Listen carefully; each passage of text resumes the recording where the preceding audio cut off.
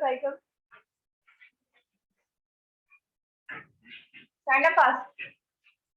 What is the definition of cell cycle?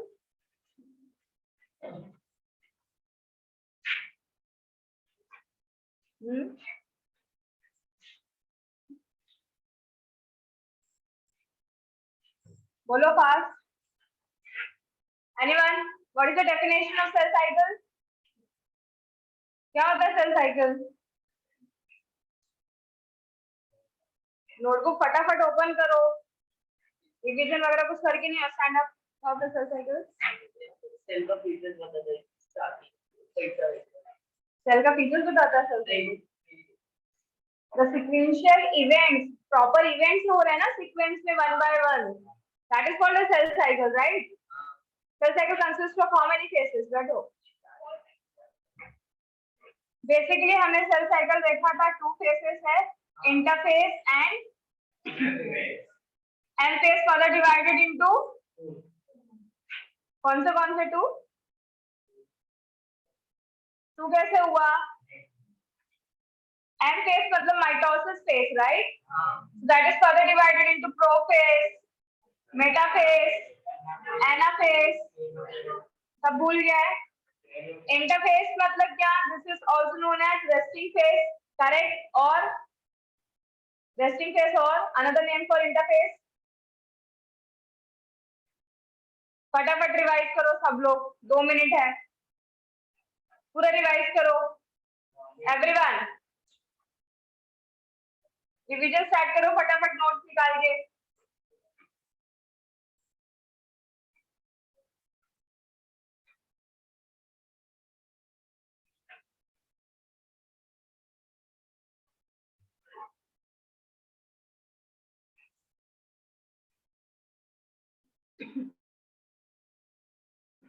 Definition भी लिखा है हमने सेल साइकिल का. डेफिनेशन पढ़ो. सेल साइकिल होता क्या है, देन कितने फेजेस में डिवाइडेड है, कौन से फेज का क्या नाम है, क्या फंक्शन है, किस फेज में क्या होता है, सारा चीज हो चुका है discussion.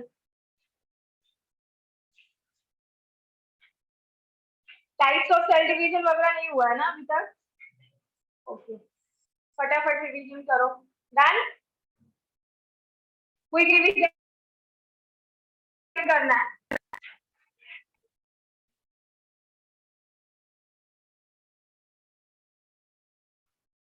Done everyone? Last 1 minute.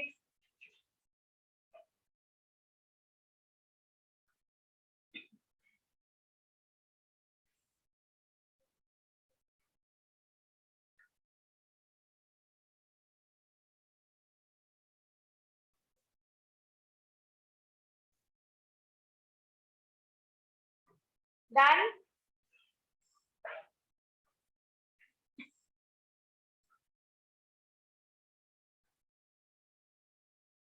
Last 30 seconds.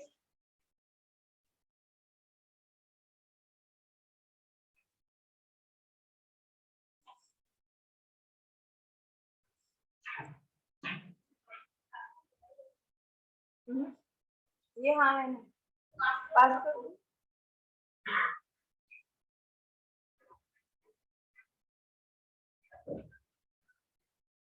But you stand up. What do you mean by cell cycle? Fast. Chapter का जो नाम है सबसे पहले उसकी डेफिनेशन तो आनी चाहिए ना. क्या होता है सेल साइकिल? थोड़ी देर पहले ही मैंने बता दी.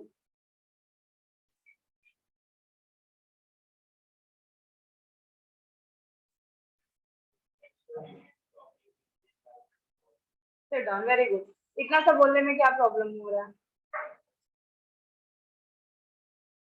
अभी थोड़ी देर पहले ही बताया ना, जो भी इवेंट सीक्वेंस में होता है that is called as cell cycle. What the big deal in that? इतना बोलने नहीं आ रहा आप लोगों को. एक सेंटेंस का डेफिनेशन.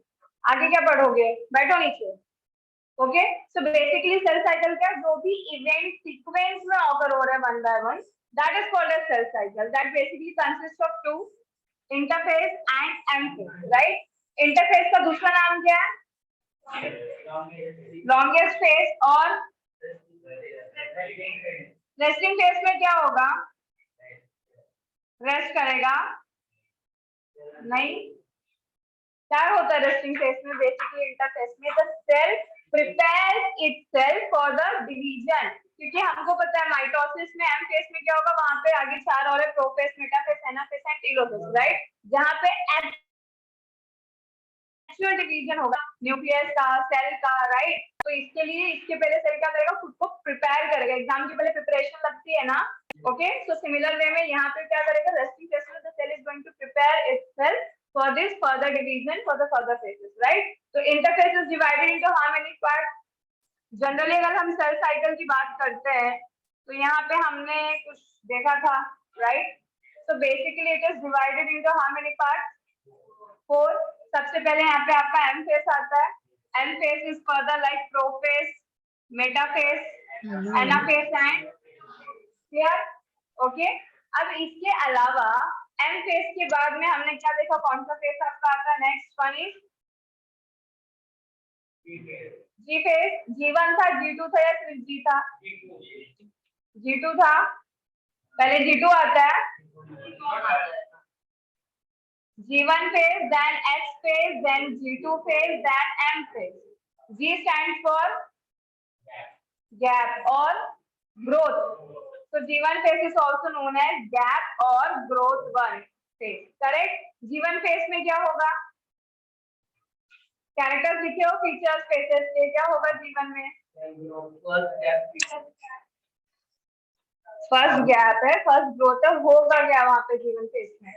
जैसे फॉर एग्जांपल यहाँ पे एस फेज मतलब सिंथेसिस फेज, राइट। तो एस फेज में किसका सिंथेसिस होता है, डीएनए, करेक्ट। और G2 में क्या होगा,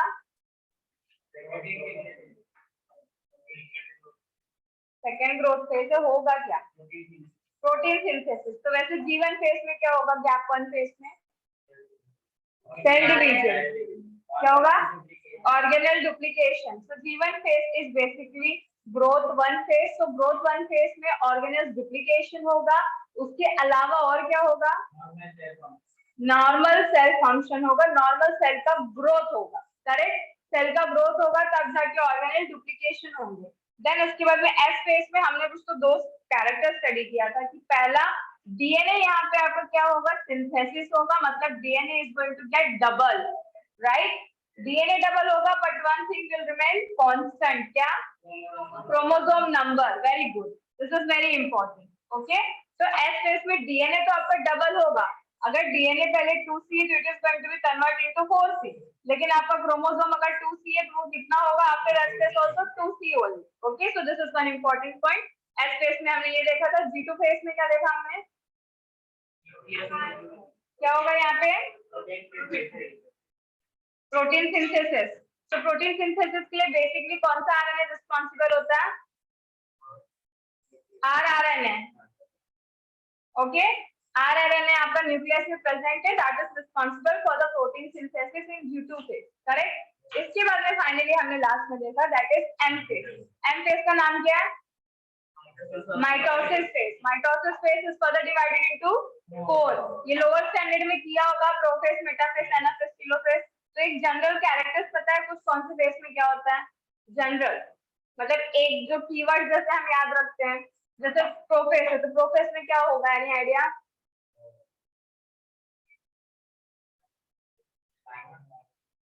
लाइन में अरेंज होगा ना, दैट इज मेटाफेज, यहाँ पे इक्वेटर पे अरेंज होगा मेटाफेज पे।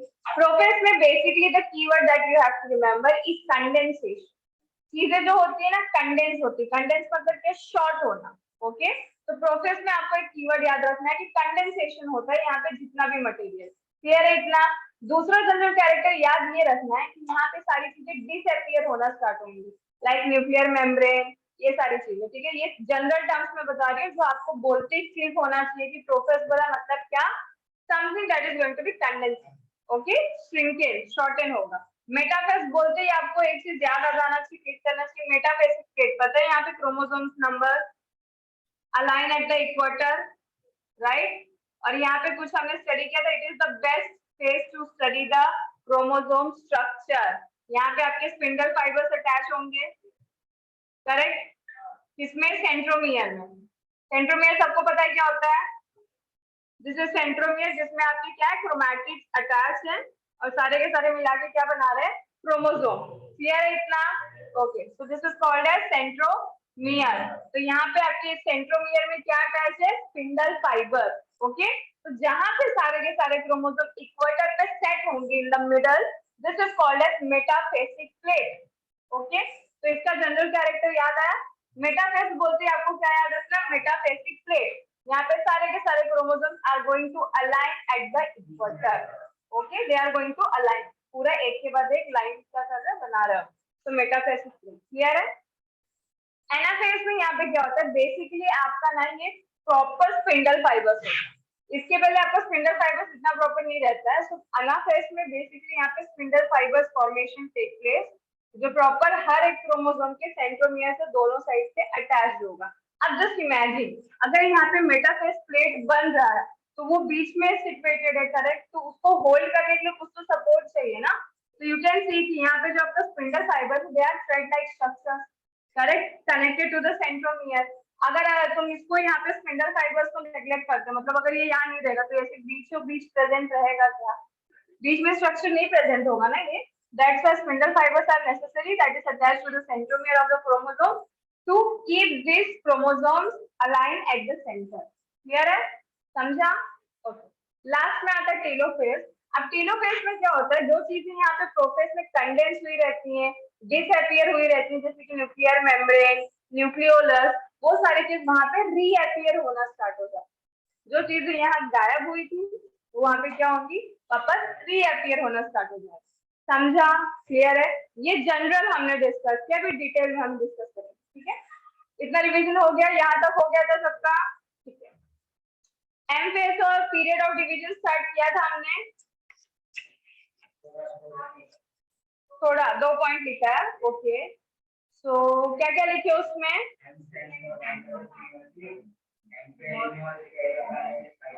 ओके, डेफिनेशन का मीनिंग पता है, कार्योकाइनेसिस मतलब क्या, साइटोकाइनेसिस मतलब क्या। कार्यो स्टैंड्स फॉर सेल नहीं, कार्यो स्टैंड्स फॉर न्यूक्लियस और नेसिस स्टैंड्स फॉर डिवीजन। तो nuclear division is called as karyokinesis and cell division is called as cytokinesis. ठीक है, तो इंटरफेस में सेल ने खुद को प्रिपेयर किया for the division purpose, and then यहाँ पे इंटरफेस में भी जैसे हमने देखा 3 स्टेजेस है, G1, तो यहाँ पे क्या होगा, सेल ऑर्गेनेल डुप्लीकेशन, S में DNA synthesis, and G2 phase में protein synthesis, and finally cell is going to enter into M phase, जिसमें प्रोफेज में क्या होगा, कंडेंसेशन। कंडेंसेशन के अलावा और एक चीज यहाँ पे क्या रखना है, डिसअपियरेंस। किसका डिसअपियरेंस, तुम्हारा नहीं, न्यूक्लियर मेम्ब्रेन, न्यूक्लियोलस, वो सबका डिसअपियरेंस। मेटाफेज में क्या होगा, सारे chromosomes are going to align at the equator centre में, that is called as metaphasic plate. Okay, anaphase में क्या होगा, स्पिंडल फाइबर फॉर्मेशन। टेलोफेज में क्या होगा, reappearance of the tree. This are the general terms, जो वर्ड बोलते हैं आपको क्लिक होना चाहिए। ठीक है, अब इसके बाद में क्या होगा, हमारा कार्योकिनेसिस। ये सब जो भी हो रहा था, this is in reference to karyokinesis. तो यहाँ पे न्यूक्लियर डिवीजन तो आपका हो गया, राइट। तो यहाँ पे न्यूक्लियर डिवीजन कंप्लीट होने के बाद नेक्स्ट स्टेप क्या है, डिवीजन ऑफ सेल। दो देखा था हमने शायद last time, I don't know, cell का डिवीजन इट इज लाइक, देखो अगर मैं कार्योकिनेसिस की बात कर रही हूँ ना, तो कार्योकिनेसिस समथिंग कि आपके पास एक सेल है जहां पे आपका न्यूक्लियस डिवाइड हो रहा है, दिख रहा है, दिस इज कार्योकिनेसिस। सेल है, सेल के अंदर एक न्यूक्लियस है, न्यूक्लियस डिवाइडिंग स्टेट पे है, डिवाइड नहीं हुआ, डिवाइडिंग स्टेट पे, समझा?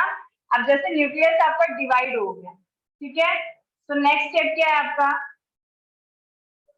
सेल डिवीजन है। तो सेल डिवीजन इज लाइक कि यहाँ पे आपका सेल प्लेट फॉर्मेशन प्लांट्स में होता है, ठीक है, सेल प्लेट फॉर्मेशन के थ्रू डिवीजन होता है वो प्लांट्स में, एनिमल्स में this is called as depend structure. Depend मतलब समझते हो, धीरे धीरे प्रेस होते जा रहा है, मतलब थिन होते जा रहा है, स्ट्रेच होते जा रहा है, फिर फाइनली वो क्या हो जाएगा, ब्रोक हो जाएगा। ठीक है, तो यहाँ पे you can see this is the depend structure. तो यहाँ पे न्यूक्लियस आपका डिवाइडेड ऑलरेडी, करेक्ट, जो सेल है बीच से, यहाँ पे you can C structure continue क्या हो रहा है, कंस्ट्रिक्ट होते जा रहा है, वो dividing state, finally it is going to broke. तो इट इज लाइक दिस। फिर आपके पास फाइनली दो अलग सेल है with equal distribution of nucleus in both the. Clear है? Is there any doubt, difficulty? यहाँ तक सबको क्लियर है? यहाँ पे हमने इन जनरल सेल डिवीजन होता है क्या एग्जैक्टली वो पूरा पढ़ी। डिटेल में भी हम देखेंगे कौन से स्टेज पे क्या होता है, लेकिन इन जनरल यहाँ तक क्लियर है। ठीक है, तो कुछ याद रहे ना रहे, ये कुछ कीवर्ड्स है जो आगे भी आपको काम आएगा, ये याद रखो। Okay, so is there any doubt? Okay fine, चलो types of cell division heading दो।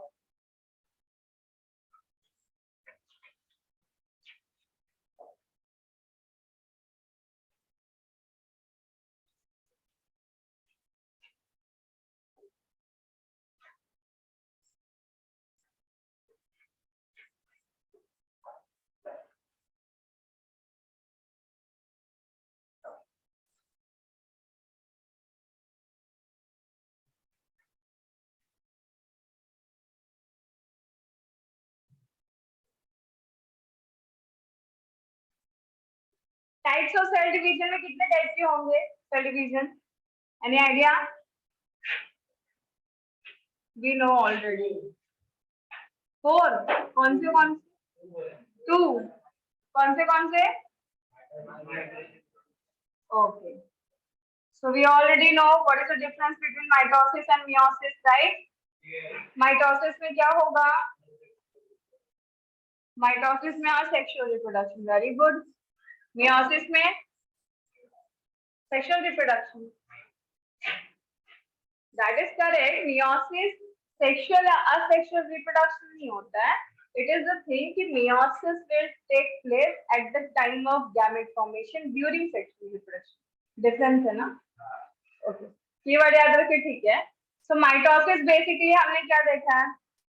अगर आपका सेल डिप्लॉइड है, यहाँ पे माइटोसिस हो रहा है, तो बाद में स्टेट क्या रहेगा सेल का? हैप्लॉइड या डिप्लॉइड? हैप्लॉइड कैसे होगा? हैप्लॉइड कैसे होगा? माइटोसिस का दूसरा नाम क्या है? हुआ ये सब नहीं हुआ, प्रीवियस लेक्चर में हो चुका है ना, चैप्टर में, इस चैप्टर की बात नहीं करेंगे। कितने बार बताया आप लोगों को? माइटोसिस का दूसरा नाम क्या है? इक्वेशनल रिडक्शनल कुछ लिखाया था, टॉप पे लिख के लिए हो ना। माइटोसिस का दूसरा नाम है इक्वेशनल डिवीजन। लास्ट लेक्चर तुम लोग का कौन सा था? लास्ट चैप्टर, हाँ, तो उसमें नहीं बताया तुमको मियोसिस माइटोसिस? तो बस तुम लोग को हर बार मैं बताते रहा करो, तुम लोग हर बार भूलते रहा करो ना। तो माइटोसिस का दूसरा नाम है इक्वेशनल डिवीजन, ये भी बताया था। इक्वेशनल नाम क्यों है?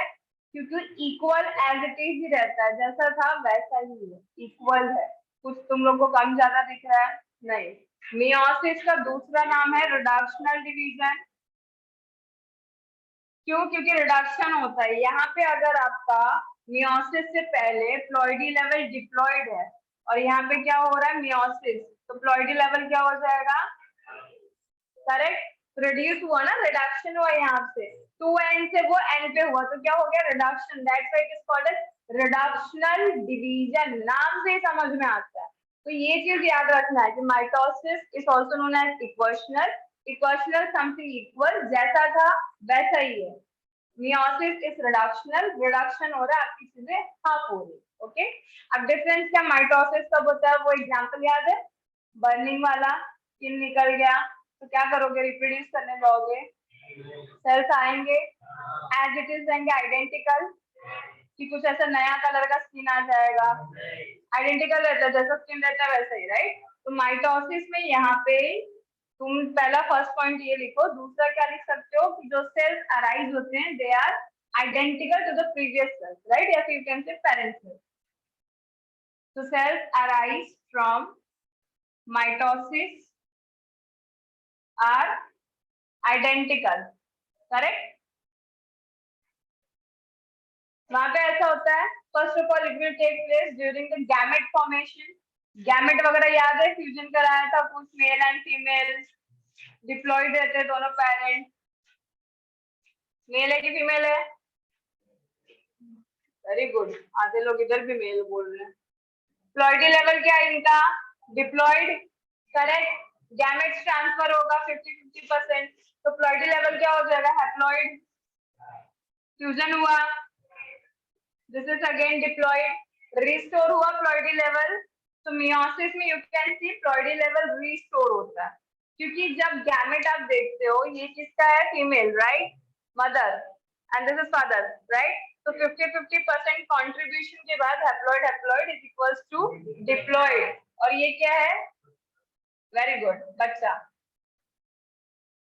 बेबी, और you can say child, okay. तो ploidy level is restore, restore मतलब क्या, जैसा पेरेंट्स का था वैसा ही है, यहाँ पे कुछ अलग 4n 5n या सिर्फ n तो नहीं है ना, क्योंकि हाफ हाफ मिला के क्या हो गया पूरा, तो it is like ploidy level क्या हुई, मियोसिस की वजह से रीस्टोर हुई। अब यहाँ पे क्या होते हैं, आइडेंटिकल सेल्स होते हैं, यहाँ पे जितना बेबीज होता है सब एज इट इज दिखते हैं क्या, तुम लोग सब सेम हो, नहीं, तो यहाँ पे they are non identical, okay. चलो पहले टाइप्स ऑफ लिखो, टाइप्स ऑफ सेल डिवीजन, दो पार्ट में डिवाइड करो, माइटोसिस और इक्वेशनल, मियोसिस और रिडक्शनल, नीचे ये रिप्रेजेंट करो, प्लॉइडी लेवल क्या होगा माइटोसिस के बाद, प्लॉइडी लेवल क्या होगा मियोसिस के बाद।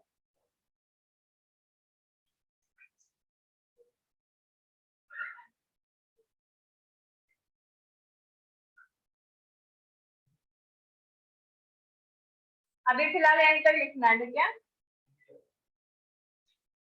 समझ में आ रहा है?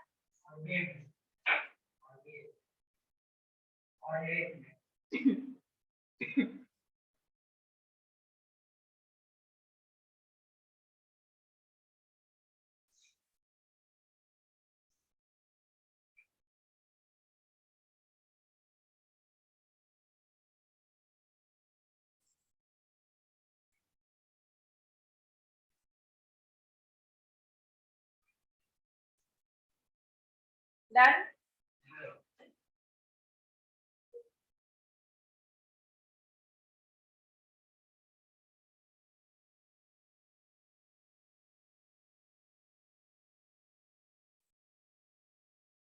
हो गया। अब ये पूरा का पूरा आपको माइटोसिस में हो गया। दूसरा अमाइटोसिस, अमाइटोसिस मतलब क्या, एब्सेंट ऑफ माइटोसिस, करेक्ट, ये लिखो फिर उस पे जाते हैं।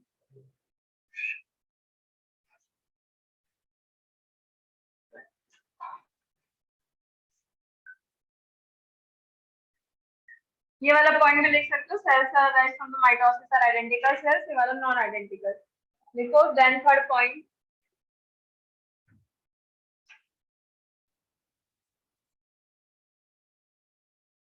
यहाँ तक हो गया सबका, ये वाला पॉइंट लिखे सब, ओके। थर्ड पॉइंट माइटोसिस में लिखो, mitosis can perform, mitosis can be performed by, mitosis can be performed by haploid as well as diploid cells, क्योंकि माइटोसिस में एज इट इज रहता है ना, यू कैन सी, अगर पहले से ही सेल हैप्लॉइड है और वहां पे माइटोसिस हो तो रिजल्टेंट क्या होगा, वापस से हैप्लॉइड, करेक्ट, और अगर डिप्लॉइड और फिर भी माइटोसिस है तो रिजल्टेंट क्या होगा, डिप्लॉइड। पर मियोसिस में ऐसा है क्या कि अगर हैप्लॉइड और तुम मियोसिस करा रहे हो तो वो n/2 हो जाएगा, ऐसा पढ़ा है कभी, देखा है, नहीं, तो meiosis can be only perform by diploid sales, क्योंकि यहाँ पे अगर आपको मियोसिस कराना है तो उसके लिए डिप्लॉइडी लेवल इज नेसेसरी, तभी तो उसका हाफ करोगे ना, तो डिप्लॉइड है तब जाके उसका n होगा, अगर n है तो उसका n/2 नहीं होगा, समझा। बट माइटोसिस में ऐसा नहीं है, यू कैन सी 2n है, माइटोसिस करा तो 2n रहेगा, अगर n है और माइटोसिस हुआ तो it will be like n only, क्या, तो लिखो ये चीज, इसमें मियोसिस में लिखो, माइटोसिस का लिखे ना, can be perform by haploid as well as diploid cells, meiosis can be performed, meiosis can be performed by diploid cells only, by diploid cells only.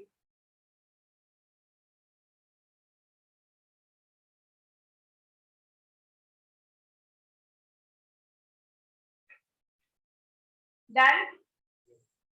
Okay. Do one thing. अभी यहाँ पे हो गया, एक line छोड़ो, वापस से लिखो, टाइप्स ऑफ सेल डिवीजन, दो पार्ट में डिवाइड करो, अमाइटोसिस एंड माइटोसिस, अमाइटोसिस और माइटोसिस। माइटोसिस में फर्दर डिवीजन है 4।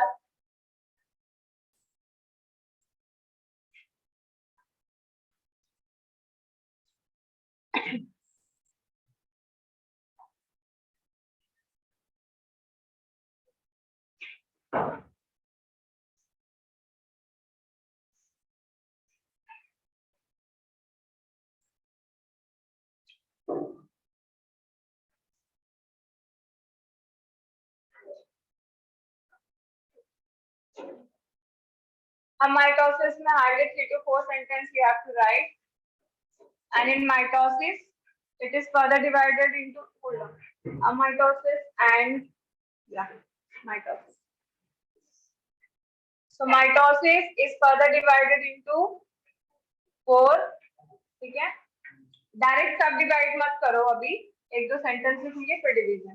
अभी फिलहाल सिर्फ टाइप्स ऑफ सेल, अमाइटोसिस और माइटोसिस लिखो। डन। अमाइटोसिस में लिखो, पहला अमाइटोसिस, simplest mode of cell division, simplest mode of cell division,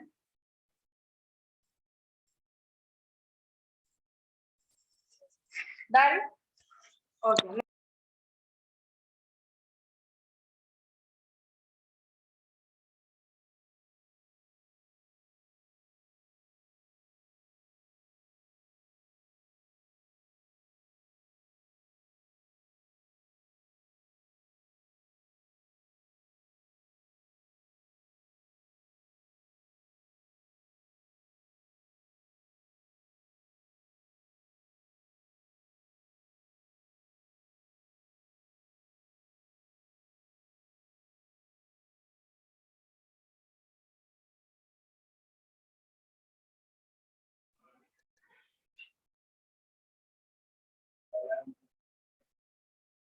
देखो, during a mitosis,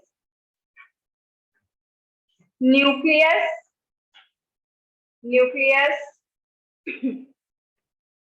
elongates. During a mitosis, nucleus elongates and constriction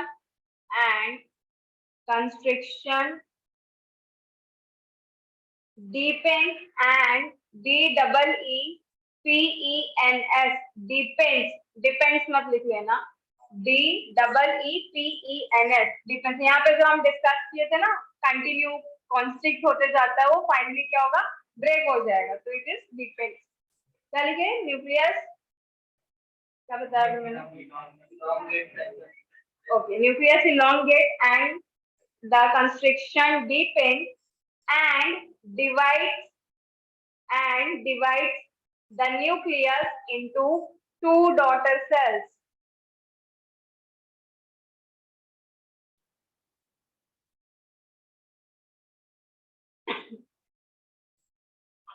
Divides the nucleus into 2 daughter cells, which is followed by cytokinesis. Cytokinesis मतलब सबको पता है, division of cytoplasm, right? Okay, तो पहले nuclear division यहाँ पे हुआ, देन उसके बाद followed by cytokinesis, that is the division of cytoplasm, bracket में लिख दो, लिख लो, that is the division of cytoplasm. Done. Next point, amitosis, cytokinesis, that is I.E वाला ब्रैकेट में यू कैन मेंशन कि साइटोकाइनेसिस क्या होता है, डिवीजन ऑफ साइटोप्लाज्म, बस। Next, amitosis occurs in unicellular organisms, abnormal cells, old cells and fetal membrane cells, FOETAL, foetus वाला foetal, ओके। Foetus पता है सबको क्या होता है? जाइगोट पता है? जाइगोट और बेबी के पहला वाला जो स्टेज होता है intermediate, that is called as fetus, okay. तो फीटल सेल मतलब फीटस का जो मेम्ब्रेन सेल है वहां पे आपका क्या होगा? अमाइटोसिस। तो अमाइटोसिस बेसिकली क्या है? It is a simple division. जैसे माइटोसिस में यू कैन सी 4 फेसेस है, prophase, anaphase, telophase, correct? 4 phases है वहां पे। But amitosis it is the simplest form of division, जहां पे पहले आपका न्यूक्लियस डिवाइड होगा, उसके बाद में साइटोप्लाज्म डिवाइड होगा। और ये कौन से सेल्स में होगा? Old cells, abnormal cells, unicellular organisms और foetal membrane cells. Foetal membrane cells को अंडरलाइन कर लो, इट इज इंपॉर्टेंट। ऐसा नहीं फिर बाकी का एग्जांपल नहीं पढ़ना है, सब पढ़ना है, बट उसमें से ज्यादा इंपॉर्टेंट आपका फीटल मेम्ब्रेन सेल्स। क्लियर? समझ में आया? ओके। अब नेक्स्ट माइटोसिस में लिखो, it is a cell division. Mitosis में लिखना है, it is a cell division in which two identical, it is a cell division in which TWO2, two identical daughter cells, hello madam. हाँ बोलो। Madam repeat करो ना फिर। Okay, mitosis में लिखो type of cell division in which cell divides to obtain two identical daughter cells. Done? Identical तो किसको identical? तुमको आइडेंटिकल मतलब क्या? किसके रेफरेंस में? Identical to their parent. अगर नहीं समझ में आ रहा तो ब्रैकेट में मेंशन कर लो, ठीक है? कि किसको आइडेंटिकल होगा? To their parents. जब हम आइडेंटिकल बोलते हैं मतलब क्या? They are going to refer to their parents, same as it is लगेंगे, ओके। तो माइटोसिस में बेसिकली क्या लिखा हमने? It is a type of cell division जहां पे टू आइडेंटिकल डॉटर सेल्स मिलते हैं। किसको आइडेंटिकल होते हैं? To their parents. क्लियर इतना? ओके, नेक्स्ट पॉइंट लिखो, माइटोसिस। माइटोसिस ऐसे दो पार्ट में डिवाइड करो। पहला क्या होता है माइटोसिस में? पहले किसका डिवीजन होगा? डिवीजन पूछ रही हूँ। Nucleus, that is called as nuclear division को क्या बोला जाता है? कार्योकाइनेसिस। तो mitosis is divided into two. पहला कार्योकाइनेसिस जहां पे पहला न्यूक्लियर डिवीजन होगा, देन दूसरा क्या है आपका? सेल डिवीजन, साइटोप्लाज्म डिवाइड होता है, that is called as cytokinesis. Amitosis का भी तुम देख सकते हो सेम ही है, सिर्फ मेथड अलग है। अमाइटोसिस में भी पहले न्यूक्लियर डिवीजन हुआ, फिर सेल डिवीजन हुआ। यहाँ पे भी सेम, पहले न्यूक्लियर डिवीजन होगा, फिर क्या होगा? साइटोप्लाज्म का डिवीजन। लेकिन मेथड जो है आपका अमाइटोसिस में, it is simple method, right? यहाँ पे थोड़ा सा कॉम्प्लेक्स है, हम देखेंगे अभी, ठीक है? लिखे माइटोसिस का दो किए। कार्योकाइनेसिस में लिखो, कार्योकाइनेसिस। अब वो न्यूक्लियर डिवीजन है, सबको पता है, करेक्ट? तो वापस से मेंशन करने का जरूरत नहीं है, because it is a nuclear division that we know. तो karyokinesis is further divided into, लिखना नहीं है, बाइफर्केशंस बनाना, ओके? जैसे this is your karyokinesis and it is cytokinesis. तो karyokinesis is divided into further 4। सबसे पहला प्रोफेज, मेटाफेज, एनाफेज, टेलोफेज है। और फेज देना इसमें हम लिखते चलेंगे। प्रोफेज में 3-4 लाइंस, मेटाफेज में 3-4 लाइंस, ऐसा। तो 4 पार्ट में डिवाइड कर लो karyokinesis, prophase, metaphase, anaphase, telophase.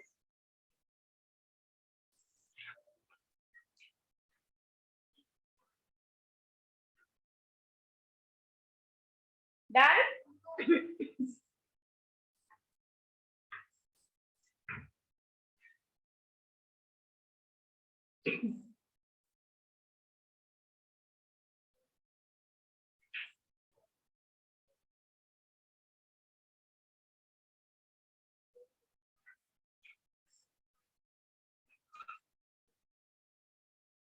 So mitosis divided into two. Karyokinesis, that is the division of, कौन सा division है karyokinesis? Yes. And दूसरा cytoplasm division is called as cell division. Cytokinesis, cyto stands for cytoplasm, kinesis stands for division. Clear? Okay. Karyokinesis is further divided into 4 stages. पहला, दूसरा, हाँ, है ना, आता है सीक्वेंस में होता है ना, PM. So prophase, metaphase, anaphase, and finally the last one is telophase. TMAT. Okay. Thanks. चलो प्रोफेस में फर्स्ट लिखो, फर्स्ट पॉइंट कीवर्ड पकड़ के डायरेक्ट लिखेंगे, ठीक है? सेंटेंसेस ज्यादा फ्रेम करते मत बैठो, जो इंपॉर्टेंट है शॉर्ट में एकदम लिखेंगे। फर्स्ट पॉइंट में लिखो condensation of chromatic material, condensation of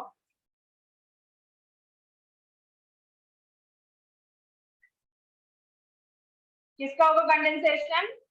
chromatic material, comma, migration of centrioles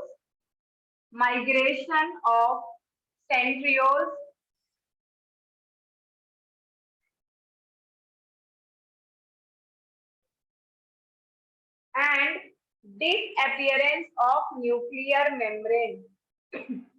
Disappearance of nuclear membrane. दोनों जितने भी पॉइंट्स लिखो उसमें से सबसे इंपॉर्टेंट कौन सा है? कंडेंसेशन ऑफ क्रोमैटिक मटेरियल और दूसरा डिसअपीयरेंस ऑफ न्यूक्लियर मेम्ब्रेन। ये दोनों पॉइंट बहुत इंपॉर्टेंट है।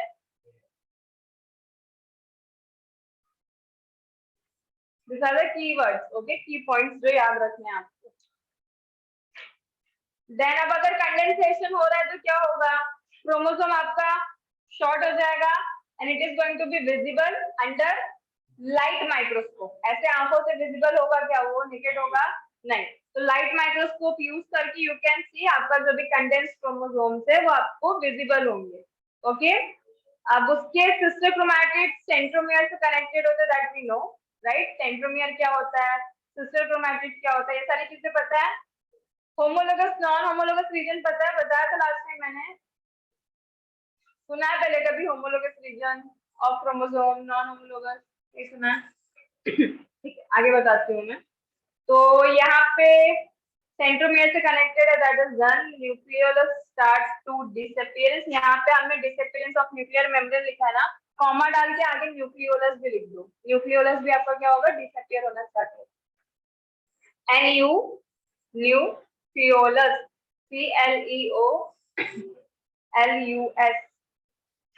न्यूक्लियोलस।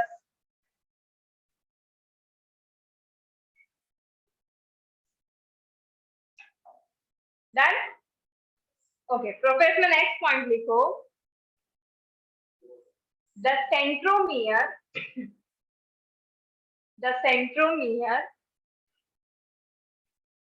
सॉरी सेंट्रोसोम लिखना था, सेंट्रोसोम, CENTROSOME, नियर कट करके सोम लिखो, SOME, centrosome, the centrosome which had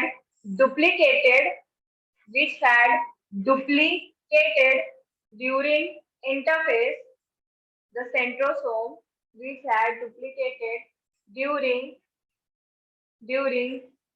interphase now starts to move opposite poles of the cell, centrosome क्या होता है? Any idea? Yes, no idea? एडेल यूज करते हो? ओके, सो बेसिकली यहाँ पे जैसे सेल में सेंट्रियोल्स क्या होता है वो सबको पता है, क्या होता है? हाँ, वेरी गुड। सेंट्रियोल से आपका स्पिंडल फॉर्मेशन होता है, this is called as centrioles, right. तो क्या होता है जब इंटरफेस होता है ना, तो centrosome is divided to form two centrioles. अब जैसे सेंट्रोसोम है, ठीक है, यहाँ पे डिवीजन हुआ, डिवीजन के बाद में आपको क्या मिल रहा है, दो सेंट्रियोल्स। ओके, तो सेंट्रोसोम से क्या बन रहा है, दो सेंट्रियोल्स है, पीछे भेज दू। ओके, तो centrosome is divided to form two centrioles. अब जो सेंट्रियोल्स कहाँ बना है, ये स्टेप कहाँ पे हो रहा है, इंटरफेस। अभी लिखा ना हमने कि जो दो सेंट्रियोल्स फॉर्म हुए फ्रॉम सेंट्रोसोम ड्यूरिंग इंटरफेस, अभी वो क्या होंगे, they will start to move to opposite poles. अब यहाँ पे आपने नोटिस किया होगा एक सेंट्रियोल होता है यहाँ, एक होता है यहाँ, अपोजिट पोल्स, और यहाँ से spindle formation takes place, correct. बीच में आपके क्या होंगे, क्रोमोसोम्स, तो इसके सेंट्रोमियर्स पे क्या होंगे, ये अटैच होंगे स्पिंडल फाइबर, करेक्ट। तो सबको क्लियर है सेंट्रियोल क्या होता है, सेंट्रोसोम क्या होता है, ये चाहिए तो नीचे कहीं मेंशन कर लो। सेंट्रोसोम डिवाइड होने के बाद में दो सेंट्रियोल फॉर्म होंगे, कहाँ पे होगा ये फेस, इंटरफेस में। This step is going to take place, you can mention it. कहाँ मेंशन करोगे, नीचे इधर ही ऐसे ही सिंपल से ड्रॉ कर लो। प्रोसेस यहाँ पे हमारा कंप्लीट होता है, ठीक है।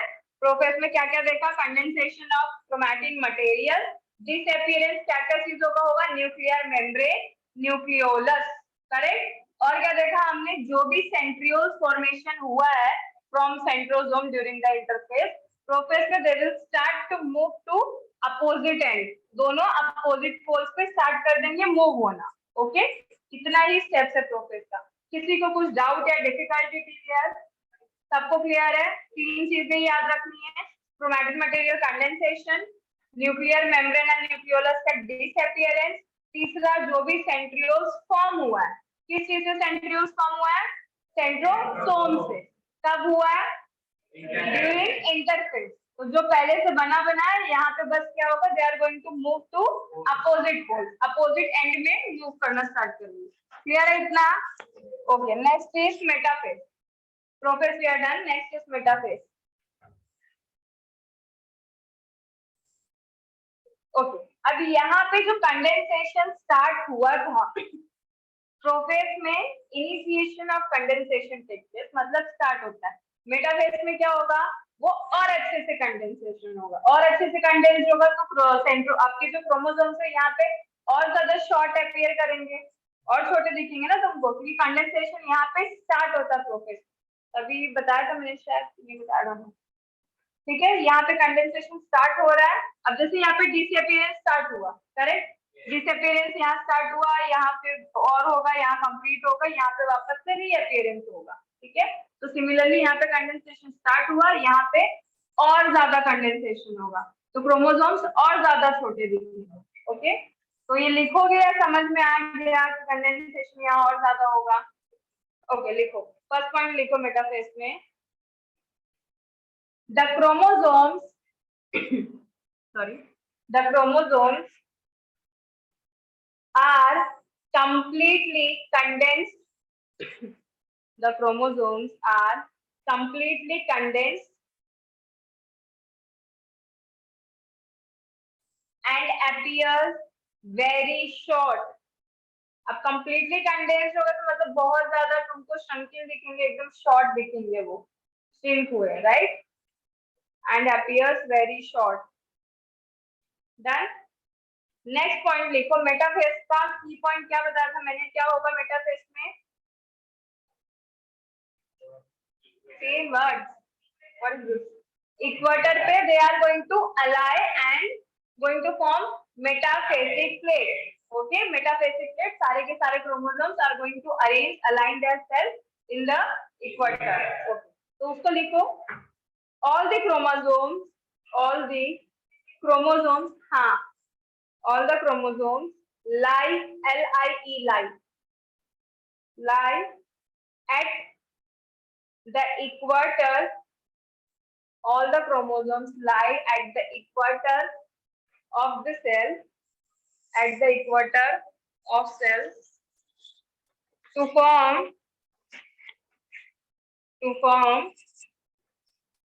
क्या फॉर्म होगा? To form metaphasic plate. Underline कर लो उसको, मेटाफेसिक प्लेट या फिर मेटाफेस प्लेट भी बोलते हैं, मेटाफेसिक प्लेट भी बोलते हैं। अंडरलाइन कर लेना उसको। डन? समझ में आया? तो मेटाफेस में हमने क्या लिखा? जो कंडेंसेशन यहाँ स्टार्ट हुआ वो और ज्यादा कंडेंसेशन होगा, क्रोमोसोम्स और ज्यादा शॉर्ट होंगे। दूसरा सबसे इंपॉर्टेंट मेटाफेस में मेटाफेसिक प्लेट बन गया। मेटाफेसिक प्लेट क्या होता है? where all the chromosomes are aligned at the equator in the same sequence. Okay, that is called as metaphasic plate. तीसरी चीज यहाँ पे ये लिखनी है कि हमने अभी क्या देखा, इंटरफेस में आपका क्या बन रहा था? सेंट्रियोल। कहाँ से बन रहा था? सेंट्रोसोम से।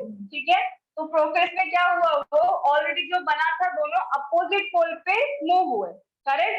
अब मूव तो हो गए, नेक्स्ट स्टेप क्या? मूव होने के बाद में फॉर्मेशन ऑफ स्पिंडल फाइबर्स, जो जिसको अटैच होंगे centromere of chromosomes, right?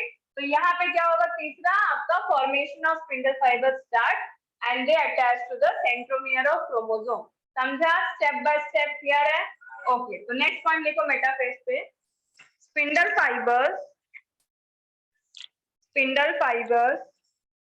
Are attached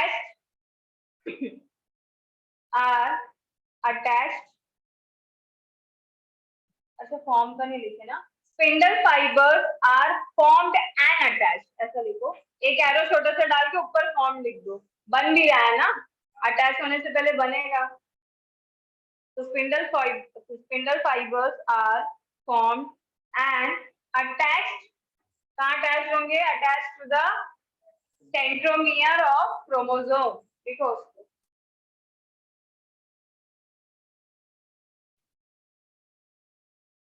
done?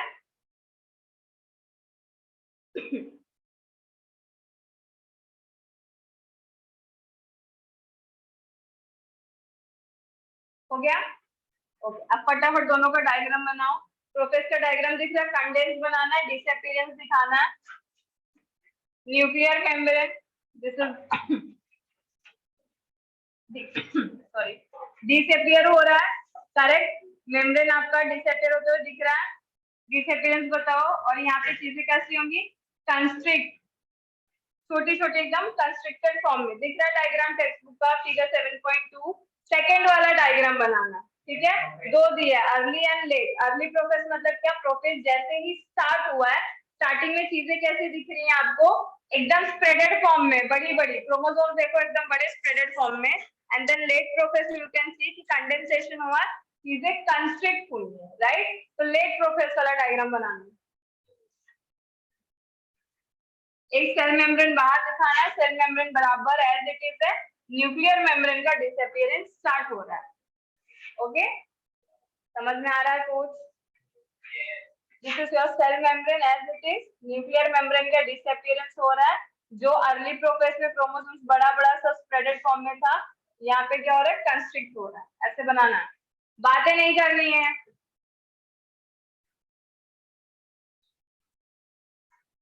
Metaphase का बहुत इजी डायग्राम आपको करना है। सारे का सारे क्या दिखाना है? क्रोमोसोम्स इक्वेटर पे एक लाइन पे अरेंज करना, स्पिंडल फॉर्मेशन का फॉर्मेशन एंड अटैचमेंट दिखाना। दैट्स इट, इजी है चैप्टर, समझ में आ रहा है? ओके,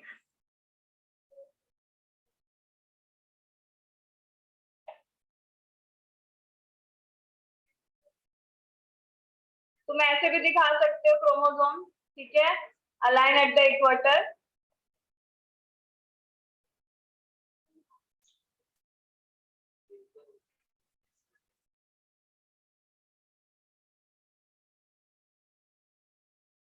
सेंट्रोमियर पे प्रॉपर अटैचमेंट दिखाना, ठीक है,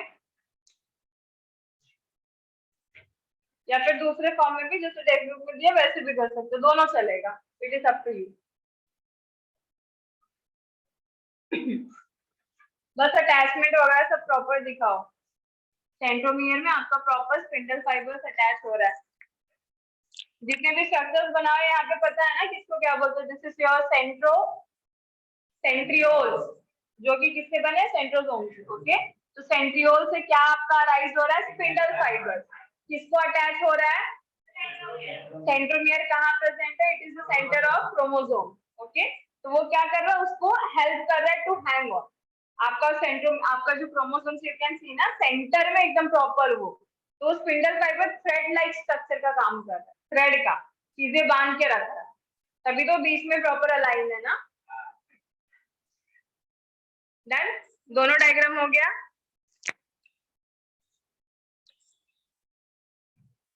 next is anaphase. Done everyone? Okay, next is anaphase.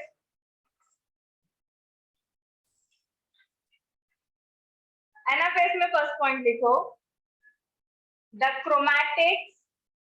Chromatics क्या होता है? सबको पता है? पता है नहीं पता है? क्रोमैटिक्स क्या होता है? हाँ, chromatic is basically, this is your centromere, correct? Centromere में, और ये आपका क्रोमोसोम है प्रॉपर। इतना क्लियर है? अब ये सेंट्रोमियर से ये जो हाफ है ना, दो, this is single is called as chromatid, single structure. ठीक है, अगर एक ही क्रोमोसोम का दोनों क्रोमैटिड है तो this is called as sister chromatid, क्योंकि एक ही क्रोमोसोम पे दोनों है ना, तो it is called as sister chromatid. और अगर यही मैं दो अलग क्रोमोसोम का लेती हूँ, लाइक जैसे अभी मियोसिस में आप देखोगे कि यहाँ पे क्या होगा? एक्सचेंज होगा मटेरियल्स का, तो एक क्रोमैटिड ये, एक क्रोमैटिड ये, तो ये दोनों क्रोमैटिड क्या हो गए? नॉन सिस्टर क्रोमैटिड, क्योंकि दोनों अलग क्रोमोसोम है ना, दोनों के पेरेंट्स अलग हुए, दे आर नॉन सिस्टर। और एक ही है, तो this single structure is called as chromatid. Same chromosome में है तो सिस्टर क्रोमैटिड, अपोजिट मतलब अलग क्रोमोसोम्स में तो this is called as non sister chromatid. Clear है? चाहिए तो ये चीजें कहीं तो लिख लो ऊपर टॉप ऑफ द पेज। ठीक है, समझ में आया क्या होता है sister chromatid? I am asking you.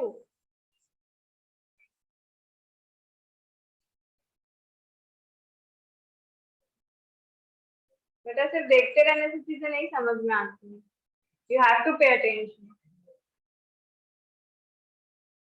Sister chromatids क्या होता है? सेम क्रोमोसोम के fragments, they are called as sister chromatids. अलग अलग क्रोमोसोम के fragments, they are called as non sister chromatids. इतना इजी है। डन। एनाफेज में first point, the chromatids of each chromosome separate and form two chromosomes called as daughter chromosomes.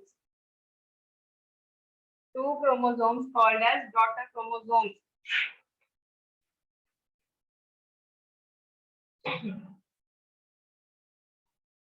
Everyone pay attention. अभी यहाँ पे basically क्या होता है? Structure भी हमने देखा प्रॉपर, करेक्ट? मेटाफेज तक क्या था? सारी की सारी चीजें इक्वेटर पे अलाइन, राइट? अब एनाफेज में क्या होता है? आपका जो भी इक्वेटर पे था, this is the structure of proper chromosome, right? तो एनाफेज में it is going to divide, बीच से क्या होगा? ये डाइसेक्ट होगा, डिवाइड होगा, समझा? तो इसका रिजल्ट क्या होगा? It is going to be like this, आधा इधर आधा इधर। ओके, तो सेंट्रोमियर का इक्वल डिवीजन होगा, तो दो क्रोमैटिड इधर दो क्रोमैटिड इधर, समझा? तो this is called as daughter chromosome. एक क्रोमोसोम से आपको दिख रहा है दोनों अलग अलग पार्ट में डिवाइड हो गया, this is called as daughter chromosome. Okay, तो ये डिवाइड होंगे और उसके बाद they are going to move to opposite end, divide होने के बाद अपोजिट एंड पे मूव हो जाएंगे, समझा? एनाफेज में क्या होगा? Chromosomes are going to be divide. आप देख सकते हो प्रॉपर इक्वल डिस्ट्रीब्यूशन हुआ है, सेंट्रोमियर पहले स्प्लिट हुआ है और उसके बाद में half of chromatid equal distribution हुआ, राइट? ओके, लिखो इसमें, the chromatids of each chromosome separate and form two chromosomes called daughter chromosomes। यहाँ तक हुआ? अंडरलाइन करो डॉटर क्रोमोसोम्स को।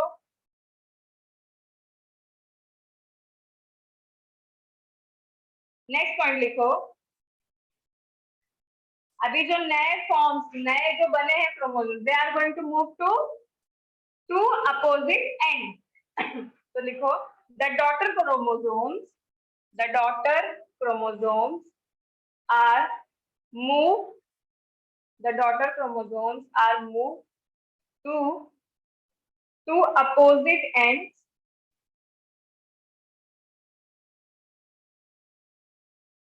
मूव या फिर पुल्ड अवे भी आप लिख सकते हो। तो पुल्ड अवे इज लाइक कि आपको फोर्स अप्लाई हो रहा है। वाई फोर्स कैसे अप्लाई होगा? स्पिंडल फाइबर, क्योंकि मेटाफेस में हमने क्या देखा, अब थ्रेड से सारी चीजें बंधे हुए, ठीक है, ये तुम्हारा मेटाफेसिक प्लेट है, थ्रेड से ये हैंग ऑन है, स्ट्रक्चर तुम्हारा हैंग है। तो अब ये डिवाइड हो गई तो ऊपर से टेंशन लगेगा ना, तो टेंशन लगेगा तो अपनी तरफ पुल करेगा चीजें, तो इसीलिए क्रोमोसोम जो ऊपर के स्पिंडल फाइबर्स है वो डिवाइड होकर आधे क्रोमोसोम्स ऊपर जो डिवाइड है, नीचे वाले नीचे। तो इस वजह से वो क्या होता है, दो अपोजिट एंड में मूव हो जाते हैं with the help of spindle fibre. तो स्पिंडल फाइबर क्या करेगा, पुल करेगा किसको, जो न्यूली फॉर्म डॉटर क्रोमोसोम से। क्लियर? ओके, क्या लिखे अभी आप पॉइंट? ओके, मूव की जगह पुल लिखोगे तो भी चलेगा। So the two daughter chromosomes are pulled और move to opposite end with the help of spindle fibres, with the help of spindle fibres. Spindle fibres को अंडरलाइन कर लेना। तो जितने भी नए डॉटर क्रोमोसोम्स बने, they are going to move to opposite end with the help of spindle fibres. Clear है? क्योंकि उसमें टेंशन है तो फोर्स अप्लाई हो रहा है, तो उसको खींचेगा अपनी तरफ।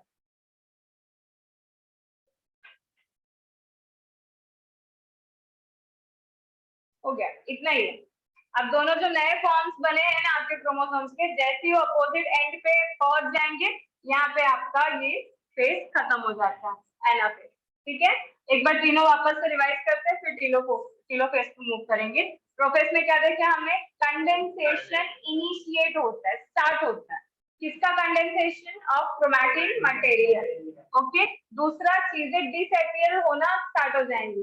किसका डिसअपियरेंस होगा? न्यूक्लियर मेम्ब्रेन एंड मेटाफेज में क्या होगा, जो कंडेंसेशन स्टार्ट हुआ था यहाँ पे और अच्छे से कंप्लीट हो, राइट। अब कंडेंसेशन और अच्छे से हुआ मतलब चीजें क्या हुई, और छोटी। दूसरा पॉइंट हमने क्या देखा, मेटाफेज में क्या बनेगा, मेटाफेसिक प्लेट। मेटाफेसिक प्लेट मतलब क्या, when all the chromosomes are aligned at the equator, okay, that is called metaphysic plate. clear है इतना?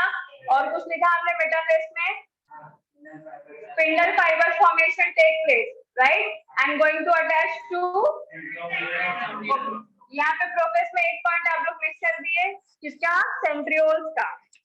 सेंट्रियोल्स का लिखा है ना हमने, centrioles are form during the interphase, centrosome वाला। तो यहाँ पे क्या होंगे, वो अपोजिट।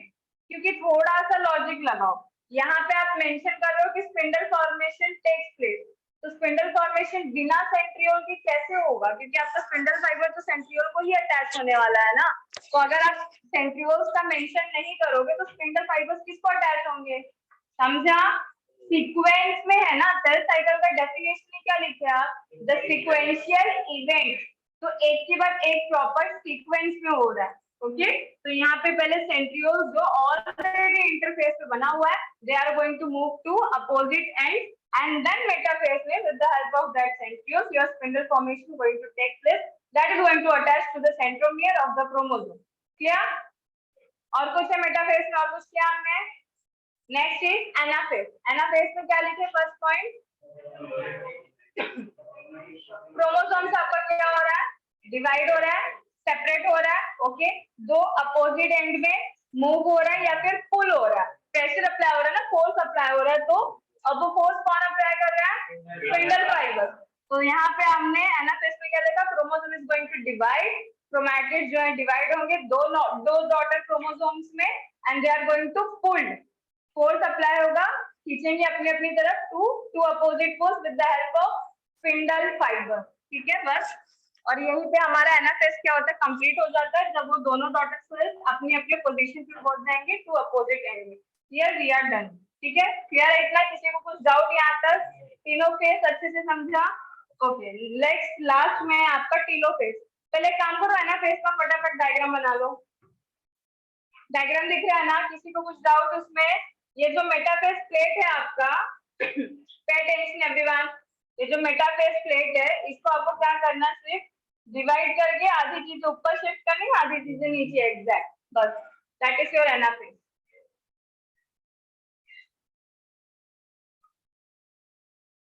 और वहां पे लिख देना कि chromatids are moving to two opposite poles, दिख रहा है ना, समझा?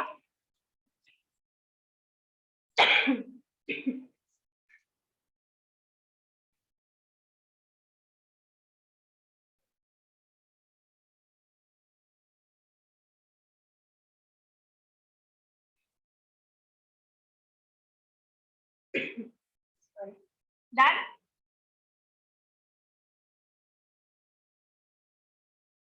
वैसे क्या ड्रॉ कर रहे हो आप? ऐसा है ना, फिर बीच में स्पिंडल फाइबर्स का ब्रेकेज दिखाओगे ना, क्योंकि क्रोमोसोम से एकदम अपोजिट। अरे बाबा, थोड़ा सा ये सोचो ना, यहाँ पे स्पिंडल फाइबर्स आपके नीचे तक अटैच है ना, जब तुम्हारा क्रोमोसोम ही स्प्लिट हो जाएगा, दो इक्वल पार्ट में चला जाएगा, तो बीच पे स्पिंडल फाइबर क्या करेगा?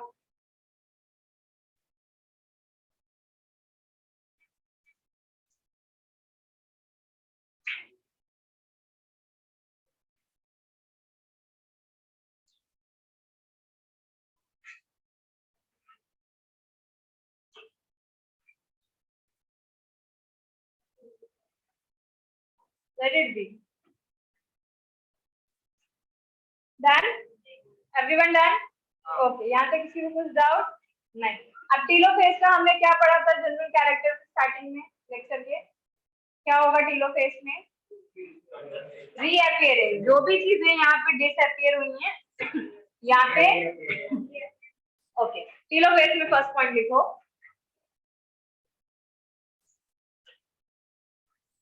टीलोफेज में first point, the reappearance of किसका किसका होगा? Nuclear membrane and nucleolus. The reappearance of nuclear membrane and nucleolus.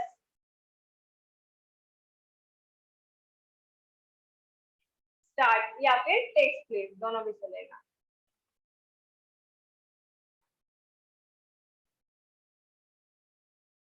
Done? तो जो भी चीजें वहां पे डिसअपियर हुई थी, यहाँ पे उसका रीअपियरेंस स्टार्ट हो जाता है या फिर it takes place. Done?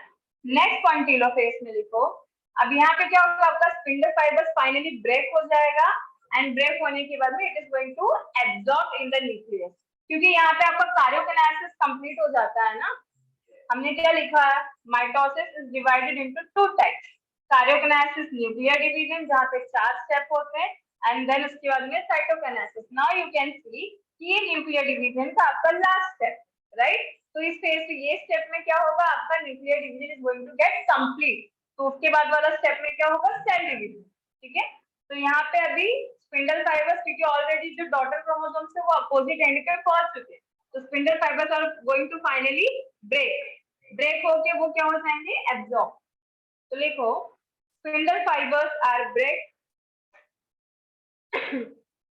spindle fibers are break down and get absorbed sorry, spindle fibers are break down and get absorbed the in the cytoplasm,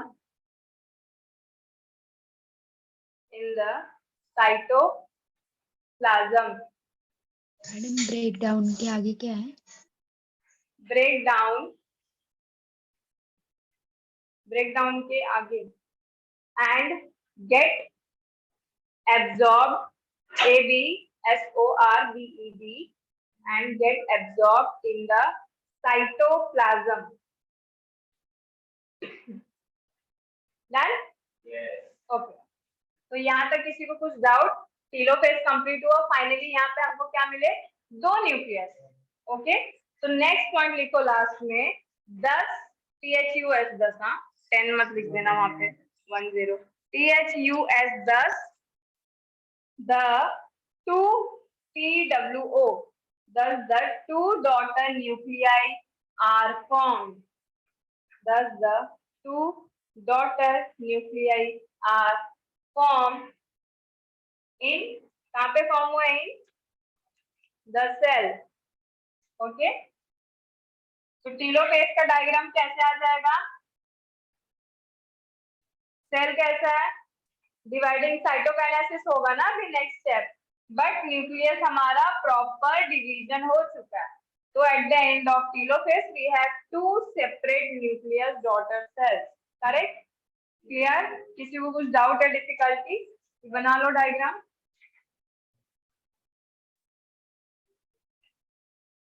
next will start cytokinesis.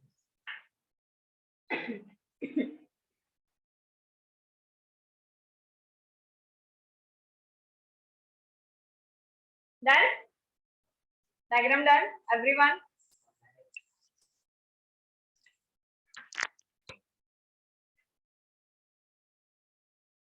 हो गया?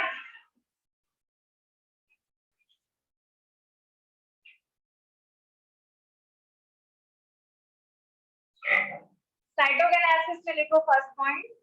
Cytokinesis क्या होता है सबको पता है. द डिवीजन ऑफ साइटोप्लाज्म जहां पे finally your cell is going to divide into two equal part, that is called as cytokinesis. Clear? तो ऑलरेडी बहुत बार रिपीटेशन होगा. स्टिल अगर किसी को चाहिए तो you can write definition once again for cytokinesis. The division of cytoplasm, the division of cytoplasm into two daughter cells called as cytokinesis. The division of cytoplasm into two TWO2 daughter cells is called as cytokinesis. Done? Okay. Cytokinesis में भी लिखो first point. जिसने definition लिखा है उसके लिए second point. Okay. The division starts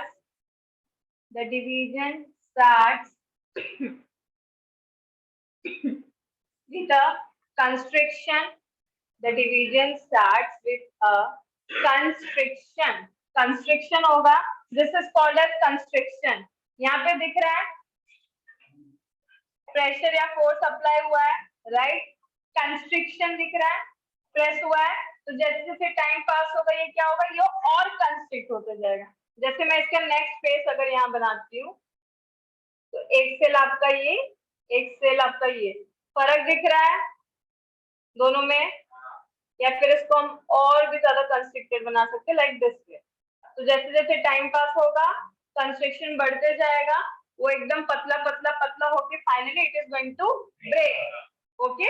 और break हो जाएगा तो आपका दोनों सेल क्या हो जाएंगे? फ्री हो जाएंगे आपस में. क्लियर है? ओके. तो अभी क्या लिखे आप? The division starts with constriction at equator.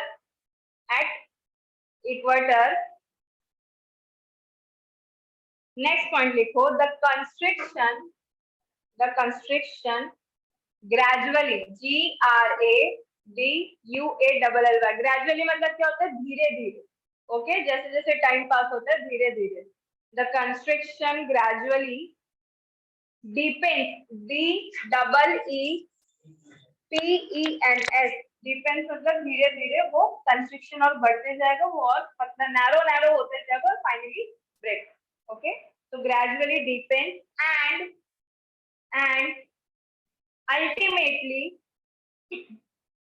and ultimately the join the join in the center, and ultimately the join in the center is finally divided